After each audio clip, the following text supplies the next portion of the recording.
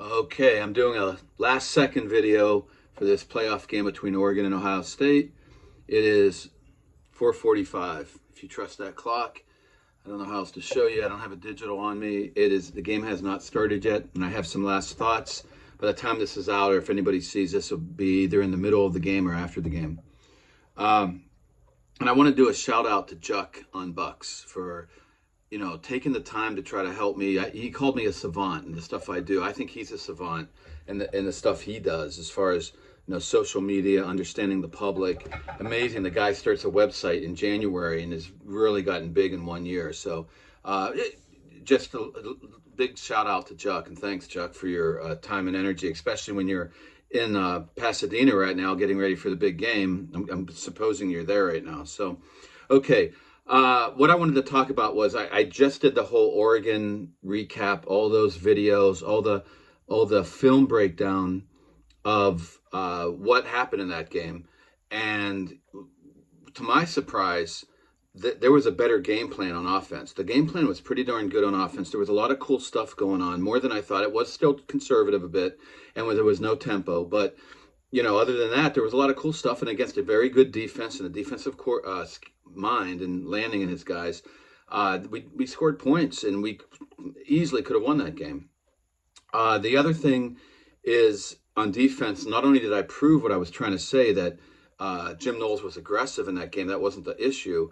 He was really over aggressive in the first half, and it kind of burned us. In coverage, didn't blitz a ton, but he blitzed some. But he was crushing the box and doing different things that were very aggressive, and the coverages were extremely aggressive. He backed off a bit in the second half, and it worked a lot better. There was more balance. Still a tough offense to stop either way, even if you have a great game plan. So I showed all that, and what I do want to show on film right now is what they did both on offense and defense against Tennessee. Knowles kept it really nice and simple against Tennessee. 5 DBs, and they morphed into all different coverages. And there were a lot of coverage pressures and sacks. When there was actually less blitzing in that game than there was in the Oregon game.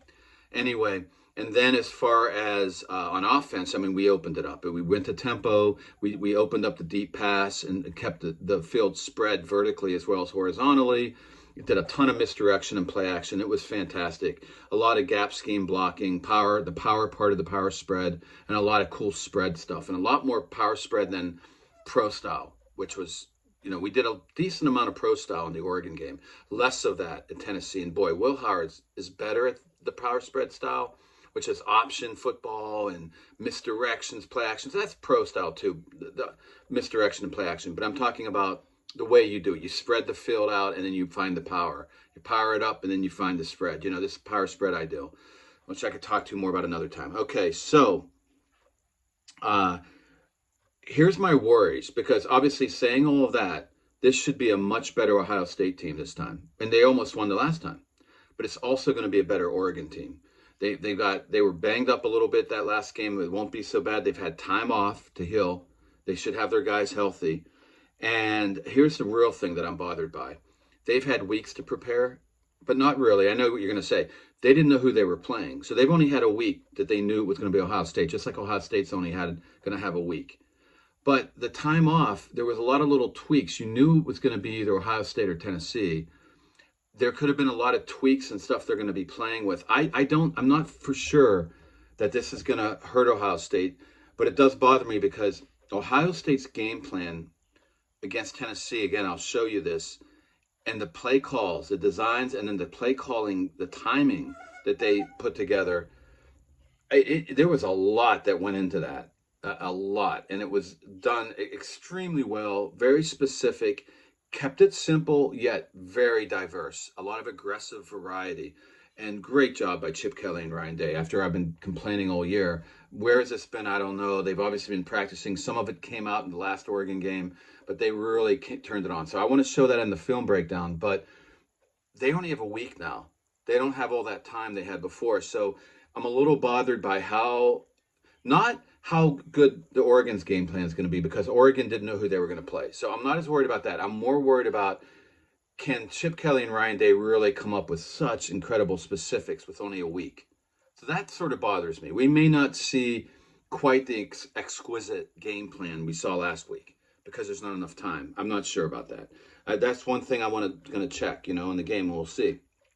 The other thing is Oregon's a heck of a lot better than Tennessee, and I already said that. I mean, I don't want to get into this. This could be another film, another video. The playoff, I'm horrified by the quality of the game, the product we're getting right now.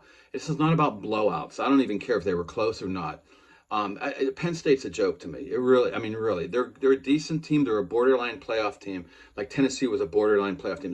This is not a great Penn State team. They barely beat USC. They had struggles with Wisconsin. Should have gotten killed by Ohio State. I could give you 1,000 reasons why I could say that. Should have gotten killed by Oregon. I can give you reasons by that. Oregon had a handle on that game the whole time till the end. So this is not a really great Penn State team. They had an easy schedule, and then they get to play, are you kidding me, SMU and Boise State. Shout out to Lashley. Love what he's done there. Shout out to Boise State. Great stuff. Teams are not competitive against these top teams, especially in the NIL age. Lashley for SMU's done an incredible job getting guys from the NIL that are pretty high recruits. That's not the case for Boise State. So if anything, SMU had more talent. And actually in the beginning of the game, they were more in control. They were driving the ball, not Penn State. And then the interception started happening from a walk-on style quarterback. I mean, Kevin Jennings, I know he's been great, but he's like a walk-on recruit. Just saying.